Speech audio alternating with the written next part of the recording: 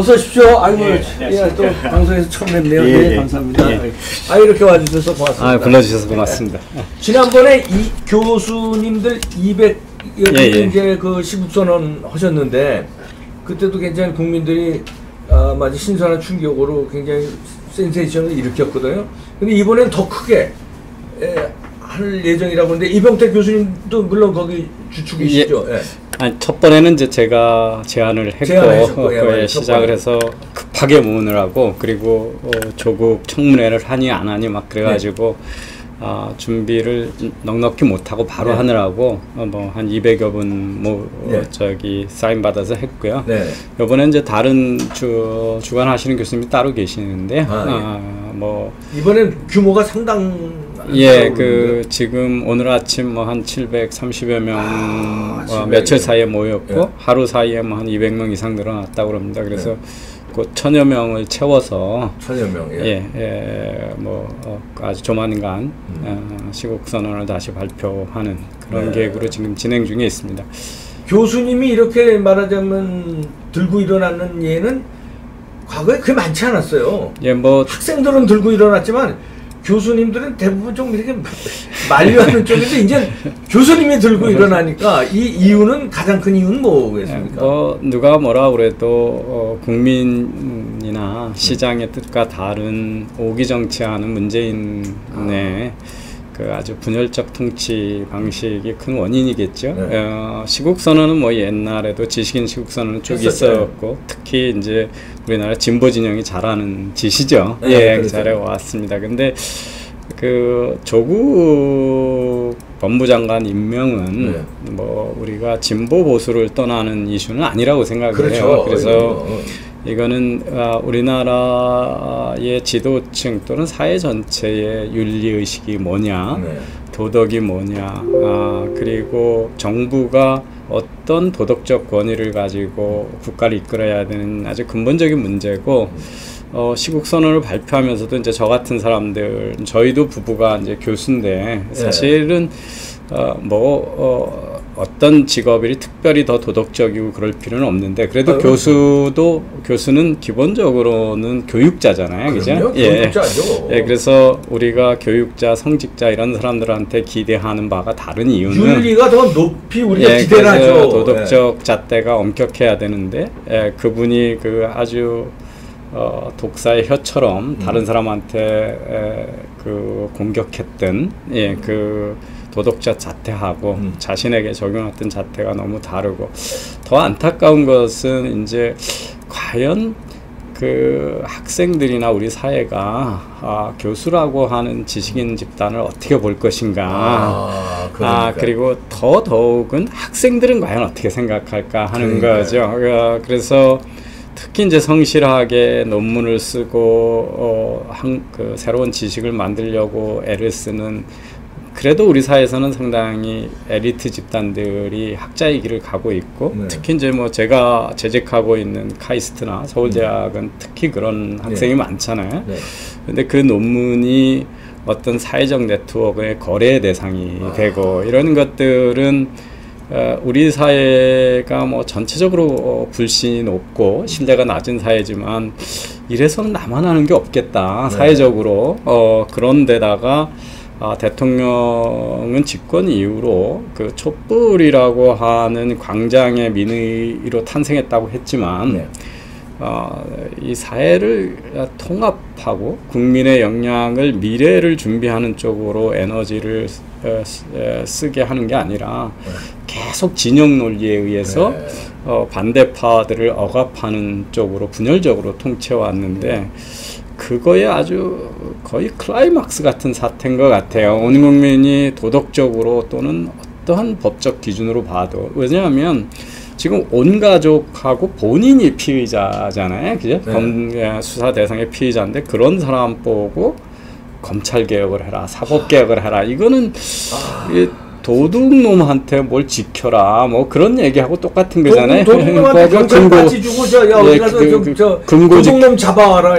금고 지켜라, 뭐 그런 얘기니까 이거는 이렇게 오만한 정부가 있어 본 적이 있냐. 그래서 이건 진영 논리 외에는 설득이 안 되는 거잖아요. 설명이 안 되는 거잖아요. 이제 그런 것들이 지금 이런 정도의 항변도 안 나오는 나라라면 우리나라는 이미 죽은 나라죠, 그죠? 예, 그렇죠. 저는 사실은 제가 뭐 특정 대학을 이렇게 얘기하는 것도 조금 어폐가 있습니다만은 서울대 교수님들이 조용히 침묵하는 건 이건 저는 납득이 안 되는 처사라고 생각을 해요. 그 시국선언 해도 뭐 그 연화무용도 안 되는 요번에 뭐 그 1000여 명 되는 데는 한 30 지금 현재까지 36번 했다고 그러는데 적어도 서울대 법대 교수님들은 이 부분에 대해서 입장 표명이 있어야 되잖아요. 그렇죠. 그리고 서울대 법대의 산하 기구인 인권법 연구회 거기서 지금 버젓이 그 무슨 인턴 예정 증명서도 발행이 됐고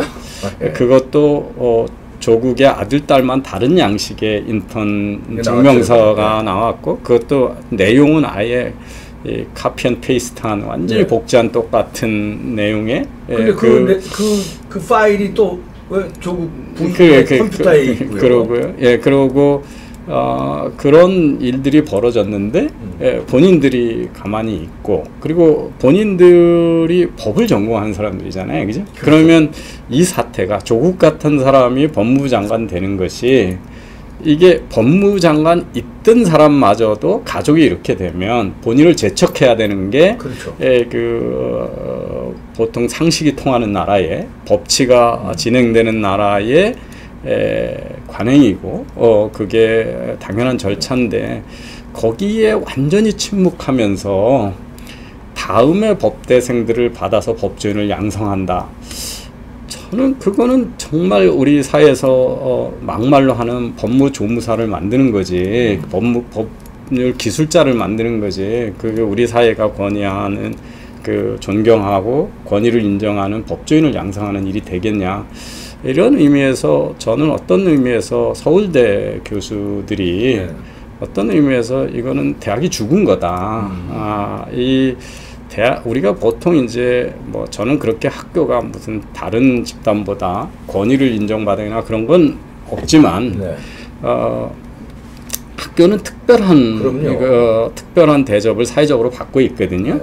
그 대표적인 이제 특별한 대접이 사실은 영년직입니다. 그 교수들을 중간에 해고하지 못하게 보호해 주는 거잖아요.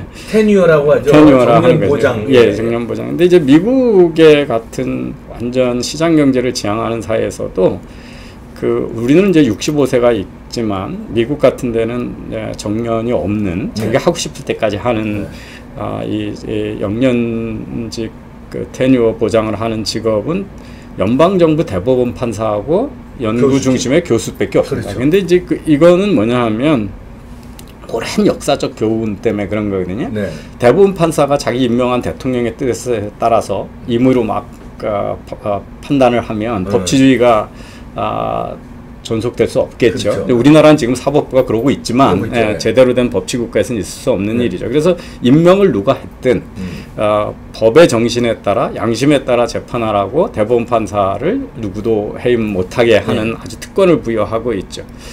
이 중세의 그 종교나 이 그 황제 같은 권력들이 세상의 생각을 지배할 때 뭐 우리 그 과학적 발견이나 이런 것들을 다 억압해 오지 않았습니까? 그래서 중세가 암흑기가 됐던 거고 그 그리스 로마 시대 때 꽃폈던 문명이 수백 년 동안 암흑기로 문명의 발전이 정체돼 있으니까 종교적 세속적 권력에 주눅들지 말고 양심에 따라 자기 얘기를 다 할 수 있게 해주라고 영년직 제도가 있는 거거든요. 그래서 그 학문의 자유라고 하는 것은 그 영년직 제도라고 하는 것은 상당한 사회적 특권입니다. 그러니까 그 반면에 그러면 그것은 양심과 사회가 잘못됐을 때 제 목소리를 내고 세속 권력에 굴복하지 말라고 하는 그렇게 할 학자적 의무가 있는 거죠. 그 특권을 누리는 거 대신에. 그래서 교수라는 직업이 우리 사회에서 안정되고 좋은 그냥 직업이냐, 그 교육자 또는 그 사회가 잘못되는 거를 지켜야 되는 사회의 어떤 빛과 소금과 같은 존재로서의 역할을 해야 되냐 이런 관점에서 우리 그 학문을 하고 있는 사람들, 그런 사람들의 지금 도덕률 또는 규범 또는 그런 사회적 그 사회의 규범이 얼마나 건강한가를 되짚어 봐야 되는 아주 충격적인 일이다. 그렇죠.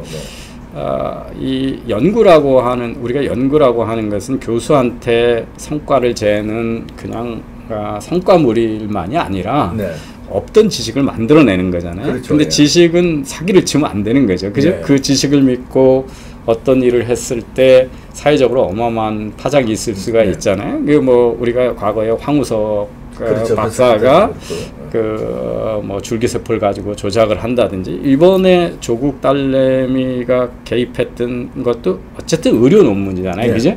이게 막 그걸 믿고 우리가 어떤 치료를 한다. 그러면 큰일 나는 거죠. 그죠? 그렇죠. 그 과정에 윤리적 심사를 다 거쳤었고, 그 윤리적 심사 하에서 엄격한 방법론에서 데이터가 모아지고 그게 쓰여져야 그거가 지식인 거지. 논문과 지식, 그 논문이 지식이 아닌 사기적인 방법에서 이루어졌다 그러면 이 학문 세계의 기본적인 토대가 허물어진 거거든요. 그렇죠. 그래서 저는 뭐 제가 교수로서 누리는 특권이 많지만 이번 사태가 우리 사회에 그러지 않아도 불신이 높은데 교수 사회를 어떻게 볼 건가, 그리고 제 밑에서 박사과정을 하고 있는 많은 학생들, 그들은 얼마나 자부심을 가지고 앞으로 학문을 할까, 뭐 그런 것 때문에 아주 상당히 우울한 상황이 지금 지속되고 있다. 그래서 이제 참다 못한 교수님들이 730명 이상이 지금 시국선언을 언제 한다는 거죠? 지금 이제 1000여 명이 참여할 수 있게 준비를 해서 지금 예정은 한 2, 3일 내에 뭐 어제 늘어난 거로 봐서는 잘하면 오늘도 돌파할 수 있을지 그렇게 예상이 되고 있습니다. 거기에는 이제 전임 교수들만이 참여하나요? 아니면은 다른 뭐 겸임이라든지 시간 강사라든지 이런 분들도 다 교수라고 하는 그 타이틀을 쓰시는 분은 누구나 참여할 수 있게끔 했고, 지난번 저희 성명에도 그 오랜 동안 교직 생활을 하셨던 명예 교수님 같이 퇴직하신 교수님들도 많이 참여하시고 그랬습니다. 근데 사실은 그분들이 더 먼저 왜 아무도 주도 안 하냐 이런 요청을 저한테 하셔가지고 제가 그런 제안을 발의를 하게 됐었습니다. 그리고 서울대 그 지난번에 그 정유라 사태 났을 때 이대가 큰 홍역을 치렀잖아요.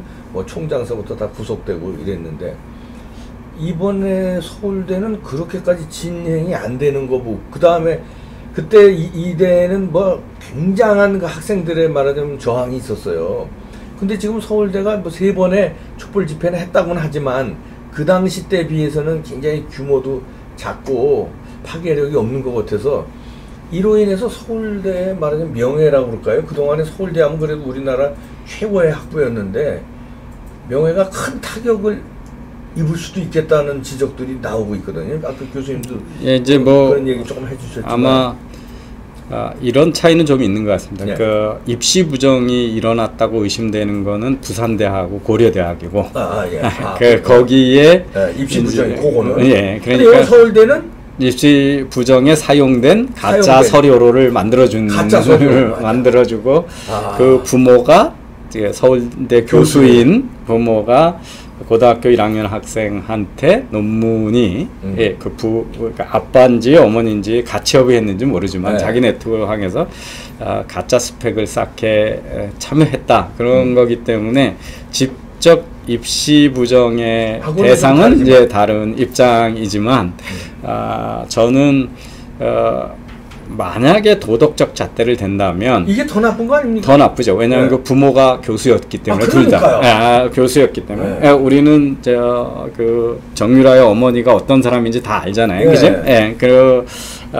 그런데 이거는 논문이 어떻게 쓰여지는 거고 입시가 어떻게 되는 거고 수시라고 하는 거가 왜 다른 나라에도 이렇게 입학사정관이 따로 있어서 획일적인 시험으로 뽑지 않고 다양한 수시나 다양한 자료를 보고 뽑냐면 사람이 다 그 탤런트가 다르잖아요. 네. 그죠? 그러니까 획일적인 거로 뽑으면 수학 잘하고 영어 잘하는 학생만 다 좋은 데 가고 그렇죠. 예. 특별히 뭐 체육을 잘하거나 음악을 잘하거나 과학에 정말 천재적인 것 창의성이 그러니까 이제 있다거나 그런 걸 뽑지 못하니까 예. 우리가 대학한테 수시라는 제도를 주고 다양하게 채용을 하라고 하는 거는 그거는 뭐 전 세계적인 예, 그렇죠. 추세고 예. 좋은 방향인데 이번 그거를 완전히 악용했기 때문에 네. 우리나라에서 지금 대통령은 조국 장관의 그 말도 안 되는 거를 보호하기 위해서 입시제도에 마찬가지의 문제가 있는 것처럼 이 제도는 아무리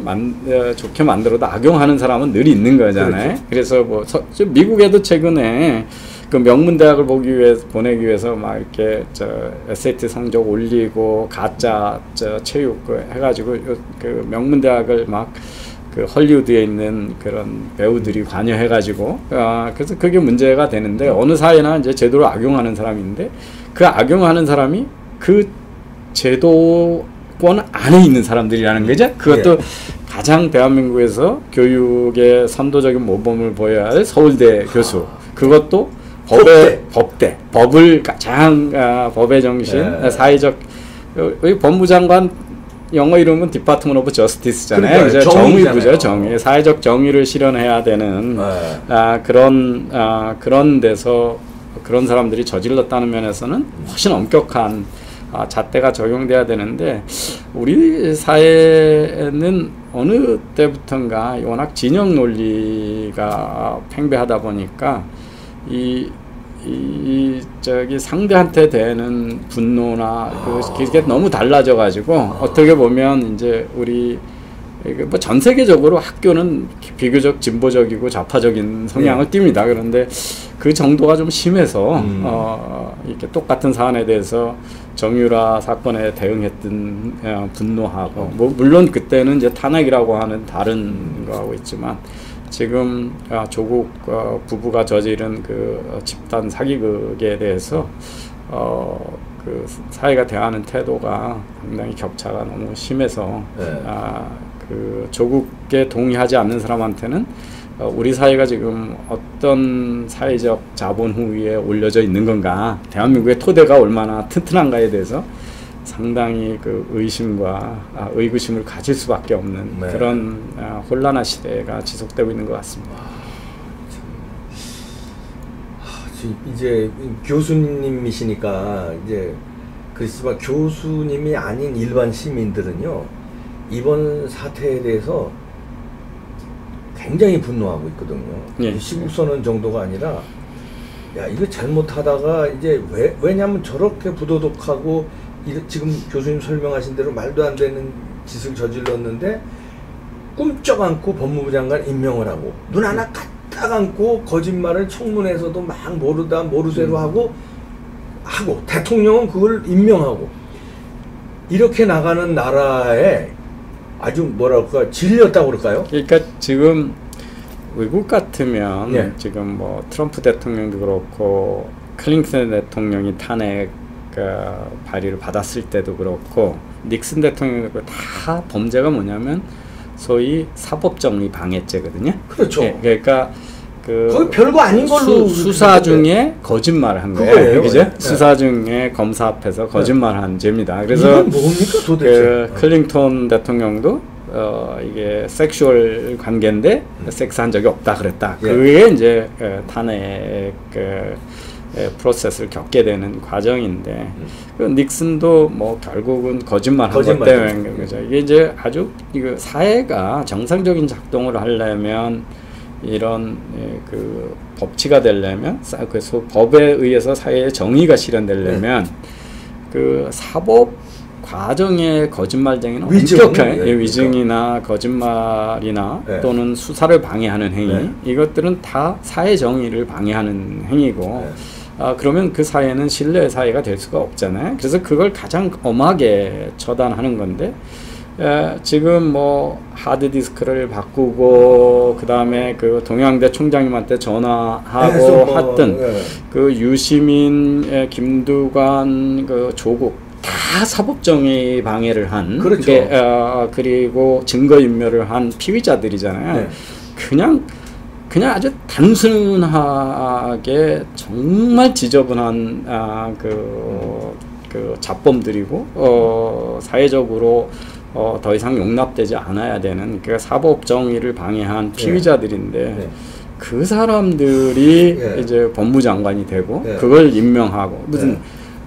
범법이 확정된 거 안 됐는데 임명 안 하면 그것도 잘못된 거라고 문재인 대통령이 얘기했죠. 그러면 청문회는 의미가 없어요, 그죠? 네, 청문회 없죠. 왜냐하면 어떤 혐의를 해도 청문 기간 안에 유죄라는 게 확정되질 않잖아요. 유죄라고 하는 건 대법원까지 다 가야 되니까 수사를 다 하고 기소하고 대법원 3심까지 다 가서 확정될 때에 우리나라의 법치 체계라고 하는 것은 다 어느 나라나 무죄 추정 원칙이 있으니까 그러면 아무나 다 대통령이 지명하면 그냥 임명해야 되는 거죠. 그러니까 거기서 우리는 그 청문회라고 하는 것은 그 사법적 유무죄를 따지는 데가 아니잖아요. 그러니까 상식에 의해서 저 사람이 도덕적 기반이 있느냐, 리더십이 있느냐, 그리고 그 혐의가 상당하게 그 상황하고 부합하면 일단은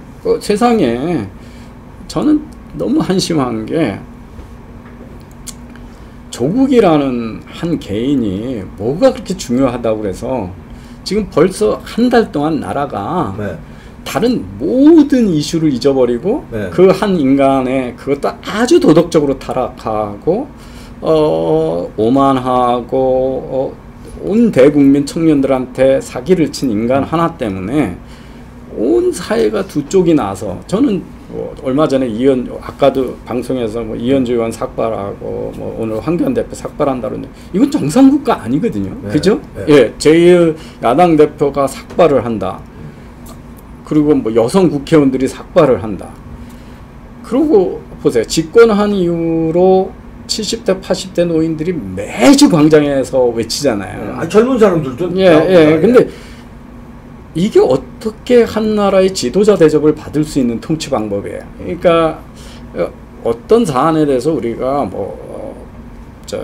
프랑스 같으면 노란조끼 시위몰에서 기름값 올린다 그러면 몇 주간의 항의는 있을 수 있어요. 근데 지금 3년째 그 노인들이 이렇잖아요. 그러니까 한 나라를 국민 통합을 통해서 이끌어가겠다는 의지가 전혀 없고 그냥 자기들 이념 서클 밖에 있는 사람들은 다 적폐 세력이고 그러니까 제도의 취약점을 고치는 게 아니라 사람을 찍어서 사회적으로 제거하려고 하는 이건 거의 공산주의 혁명하고 또는 중국의 쉽게 말하면 홍위병 문화혁명과 같은 그리고 아니면 6.25 때 잠시 내려와가지고 인민군들이 인민재판하는 식의 통치 방식이잖아요. 그러니까 근데 지금 어제 블룸버그가 어떤 기사를 냈냐면 한국의 타락한 재벌들보다 더 위험한 거는 강남좌파 사회주의다. 그래서 블룸버그가 이제 어제 기사입니다.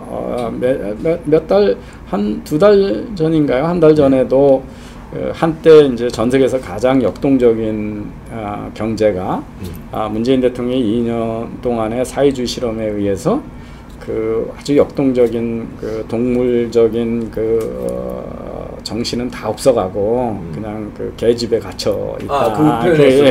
근데 어제도 이제 비슷한 주에 뭐냐면 문재인 대통령이 평화 경제 얘기하고 대북 평화 공세를 취하면서 명분이 뭐냐면 우리나라 지정학적 위험이 커서 코리아 디스카운트 많은데 북한하고 평화적 관계를 유지하면 코리아 디스카운트 없어진다. 그런 명분이었잖아요. 근데 지금 대한민국 아시아에서 가장 투자가 해외로 많이 빠져나가고 주가가 가장 많이 떨어진 나라고 화폐 가치도 가장 많이 잃어버린 나라 중에 그러니까 그리고 바로 한 이틀 전에 무디스가 우리나라 대기업들의 신용 등급을 무더기로 강등할 위험에 처했다라고 경고가 떴잖아요. 그러니까 지금 우리 경제는 그냥 한없이 그 문재인발 고난의 행군으로 진입하고 있는데 지금 그러지 않아도 우리나라는 지금 이대로 가면 일본에 잃어버린 30년, 그리스나 이탈리아, 아르헨티나 같은 만성 이제 성장이 정체되고 후진하는 국가로 갈 위험이 큰데 그 미래 문제를 어떻게 해결할까에 대해서는 다 잊어버리고 그냥 끊임없는 갈등하고 조국이라고 하는 한 개인 때문에 온 나라가 이렇게 두 쪽이 되는 상황을 지금 방치하고 있잖아요. 그러니까 이게 이제 좋은 일을 하느라고 도끼자루 썩는 줄 모르는 경우가 있는데 이거는 지금 엉뚱한 일에 모든 국가적 에너지를 낭비하면서 진짜 미래 세대들한테 뭐 먹고 살 건가에 대한 문제에 대해서는 완전히 팽개친 정부가 돼버렸습니다. 지금 오늘도 이제 또 정신없는 소리를 했거든요.